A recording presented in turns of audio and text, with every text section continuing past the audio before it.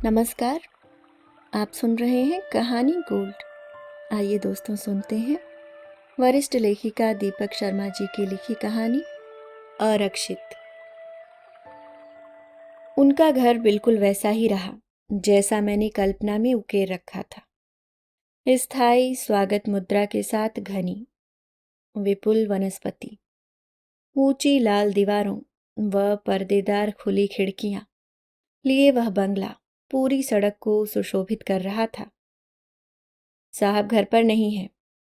अभी हम पहले फाटक पर ही थे कि एक साथ 4 संतरियों ने अपनी बंदूकें अपने कंधों पर तान ली। हम तुम्हारे साहब से नहीं, तुम्हारी मेम साहब से मिलने आए हैं।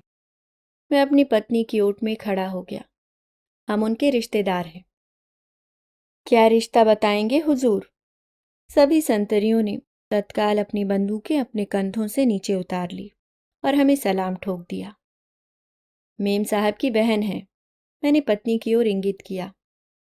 हुजूर, एक संतरी ने हमारे लिए फाटक खोला तो दूसरे ने आगे बढ़कर मेरे हाथ का सूटकेस अपने हाथ में ले लिया। आइए। तीसरे संतरी ने हमें दूसरे फाटक की ओर निर्दिष्ट किया। कौन है? दूसरे फाटक का संतरी अतिरिक्त रूखा व रोबदार रहा। मेम साहब की बहन है। सामान उठाए हमारे साथ चल रहे संतरी ने कहा। ये सही नहीं कह रही। दूसरे फाटक के संतरी ने सिर हिलाया। मेम साहब की एक ही बहन है और उनसे हमारा खूब परिचय है। वे खुद गाड़ी चलाकर आती हैं, गहनों और खुशबुओं से लगदक रहती हैं, ऐसे नहीं। मेरी पत्नी का चेहरा मोहरा अति सामान्य है तथा वह अपने परिधान व केशभूषा की ओर अक्षम्य लापरवाही भी दिखाती है। उसे देखकर कोई नहीं जान सकता वह एक नौकरीशुदा कॉलेज लेक्चरर है। आप यह नाम अंदर अपनी मेम साहब को दिखाएं, फिर हमसे कुछ बोलना। अपना नाम मुझे अपनी रेल टिकट पर लिखना पड़ा। दूसरा कोई फालतू कागज उस समय मेरे पास न रहा। वे हमें एक रेल यात्रा के दौरान मिली थीं। एयर कंडीशन स्लीपर के कोच में पर्दे के उस तरफ जो 4 सीटें रहीं, उनमें 2 हमारी थीं और एक उनकी। आप शायद ऊपर वाली सीट पर जाएंगी। मोहक व प्रभान्वित महिलाओं पर भड़कना मेरी पत्नी अपना परम कर्तव्य मानकर चलती है। नीचे की दोनों सीटें हमारी है। उस दिन गाड़ी बहुत लेट हो गई थी और हमारे स्टेशन पर शाम के 7 बजे पहुंचने की बजाय रात के 10 बजे पहुंची।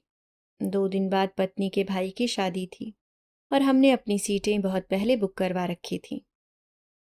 मैं खाना खत्म कर लूं? उनके चेहरे पर एक भी शिकन न पड़ी थी और वे पूरे चाव व इत्मीनान के साथ अपने मुंह में नियंत्रणीय निवाले भेजती रहीं। जरूर जरूर, मैंने तपाक के साथ कहा था। एक और जहां सावकाश वर्ग के पुरुष मुझे गहरे कोप में भर देते हैं, वहीं सावकाश वर्ग की स्त्रियां मुझे शुरू से ही तरंगित करती रही हैं। बचपन से ही मैंने अपने आसपास की स्त्रियों को बहुत जल्दी में पाया है। फुर्सत से उन सब का परिचय बहुत कम रहा है। बचपन में माँ और बहनों को जब देखा, जल्दी में ही देखा। मेरी पत्नी की जल्दी तो अक्सर उतावली और हड़बड़ी में बदल जाती है। आप बहुत कृपालु हैं, वे हंसने लगी थी। आपकी खातिर नहीं, अपनी खातिर मैंने चुटकी ली थी। हमने अभी खाना नहीं खाया है। भूखे पेट बिस्तर बिछाने से बच गए। आप अपना टिफिन दिखाइए। वे एक बच्चे की मानिंद मचल ली थी। देखूं क्या क्या छीना जा सकता है। उनके टिफिन के महक रहे पनीर के उन बड़े टुकड़ों में से जब कुछ टुकड़ों की मेरी पत्नी की ओर मेरी प्लेट में आ जाने की संभावना उत्पन्न हुई, तो खींच रही पत्नी की खींच तुरंत भाग ली। पूरी यात्रा की अवधि में मैंने पाया अपनी बात कहने का उनके पास अपना ही एक विशेष परिमाण व मापदंड रहा। अपने श्रोता के अनुरूप वे एक मर्यादित सीमा के भीतर नियमित, आयोजित व सुव्यवस्थित बोल ही मुख से उचारती रहीं। उनके शब्द देववाणी सदृश वेदवाक्य न भी रहे, फिर भी उनके मुख से जो भी सुनने को मिला, सहज में ही उन शब्दों ने सुनिश्चित रूप से एक असाधारण सुदृश्यता तथा अलंकरण अवश्य ही धारण कर लिया। यह मेरे पति का कार्ड है। जब हम लोग अपने स्टेशन पर उतरे थे तो उन्होंने हमें अपने न्योते के साथ एक उत्साही मुस्कान दी थी। मुझे मिलने जरूर आइएगा। अचरज सुखद अचरज, उत्कंठित व सदैव मुद्रा के साथ हमारे सामने प्रकट होने में उन्होंने अधिक समय न लिया। आप यहाँ बैठिए। उन्होंने हमारे लिए अपना बड़ा हॉल खुलवाया। मैं भी चाय का प्रबंध देख कर आती हूँ। मैं चाय नहीं पीता।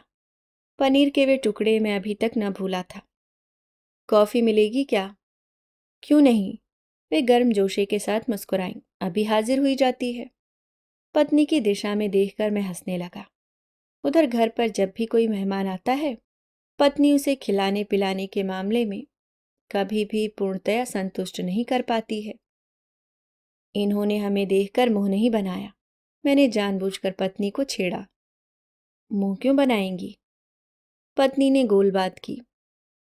चीजें बनाने और चीजें लाने के लिए जिसके एक इशारे पर बीसियों अर्दली हाजिर हो जाते हैं, वे अपने आदर सत्कार में क्यों टाल मटोल करेगी?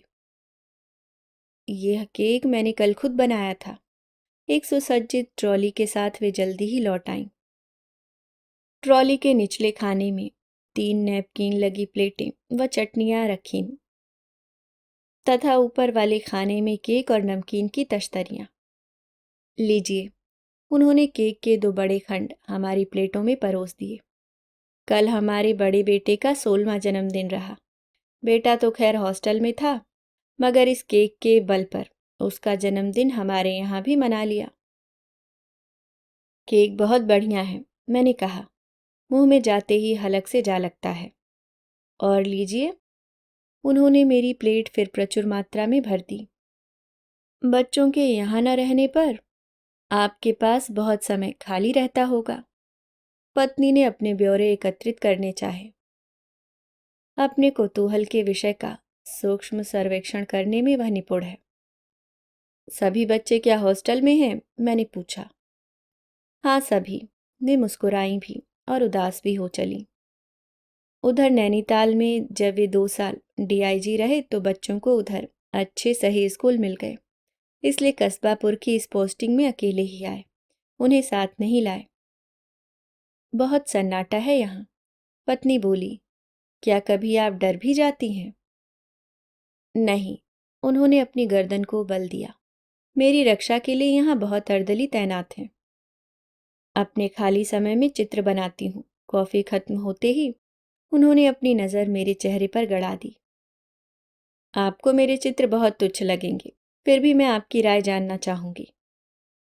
नहीं, ऐसी कोई बात नहीं है। मैं तुरंत उठ खड़ा हुआ। आप दिखाइए तो। इनकी राय मूल्यवान है।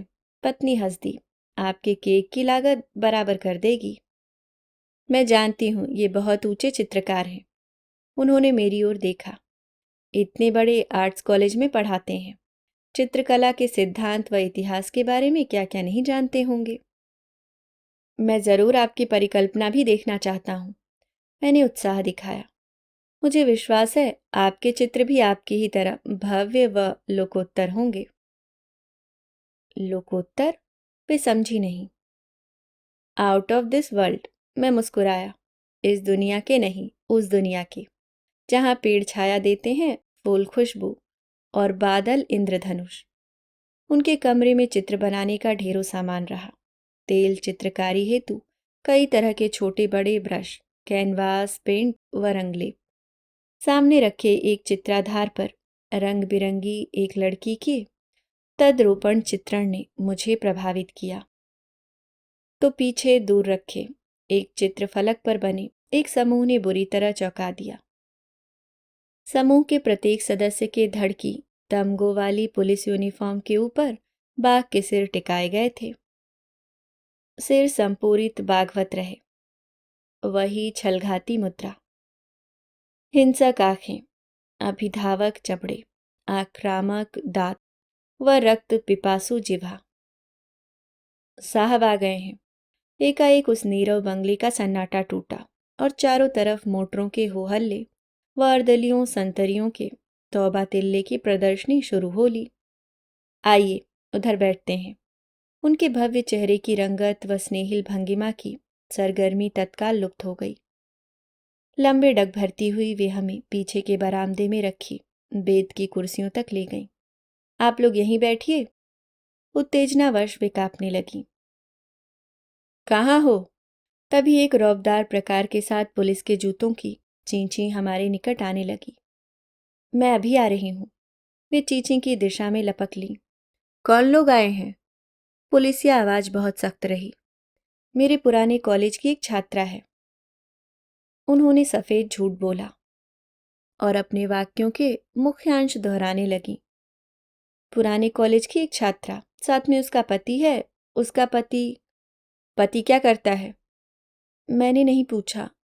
नहीं पूछा, मुझे मालूम नहीं। नहीं मालूम वह क्या करता है। उन्हें यहाँ का पता कैसे मालूम हुआ? पिछली बार जब घर गई थी तो ये दोनों रेलगाड़ी में मिले थे। रेलगाड़ी में मिले थे। उनका स्वर काँप काँप गया। यहाँ का पता क्यों दिया? I am sorry, very sorry. उन्हें फौरन नर्क में भेज दो। मुझे ड्राइंग रूम में 7 चाय चाहिए, तुम्हारे हाथ की, साथ में सैंडविच और कुक्कू का बर्थडे केक। केक रहने दीजिए, वे घिघियाईं। मिठाई ज़्यादा ठीक रहेगी। हाँ, मिठाई ज़्यादा ठीक। केक कहाँ गया? उन दिनों यह बेचारी कई बार मेरे लिए केक लाती रहती थी। बहुत बार केक लाया करती। मैंने सोचा मिठाई तो घर में है ही। मिठाई बहुत रखी है अभी, सो केक इन्हें खिला दिया। सोचा केक इन्हें ही खिला दूं। केक को हीला बनाकर मैं उन वीआईपी को अपने साथ लाया था। पुलिसिया हाथ ने उनकी देह के किस भाग को चोट पहुंचाई। बीच में खिंचे पर्दे के कारण हम देख न पाए। अब केक सामने न रखेंगे तो मेरी कितनी खिंचाई होगी। I am sorry, really sorry, very sorry, very very sorry. ठीक है, चाय नाश्ता जल्दी भेजो। पुलिस के जूतों की चींची फिर शुरू हो ली। अब उनसे मिलने की कोई ज़रूरत नहीं, तुम रसोई में जाओ। उन दोनों को मेरा निजी अर्दली फाटक तक छोड़ आएगा। बिल्ली का रुआं रुआं भीज गया है। पत्नी से अपनी हंसी दबाए न दबाई गई। अब वह हमें अपना मुंह न दिखाएगी। मेम साहब इस समय फुर्सत में नहीं। तभी एक पिस्तौलधारी सिपाही प्रकट हो लिया। आपको जाने के लिए बोला है। पिस्तौलधारी सिपाही की देखरेख में हम दोनों फाटक पार कर सड़क पर आ गए। आप अपना काम देखिए, मेरी पत्नी ने सिपाही से कहा। हम रिक्शे से चले जाएंगे। आंधी की तरह सिपाही अंदर लपक लिया। इश, कैसी अजीब जगह थी। मैंने अपना सामान एक रिक्शे पर टिका दिया। बाएं संतरी दाएं संतरी, इधर संतरी उधर संतरी, और बीच में एक आरक्षित भीगी बिल्ली।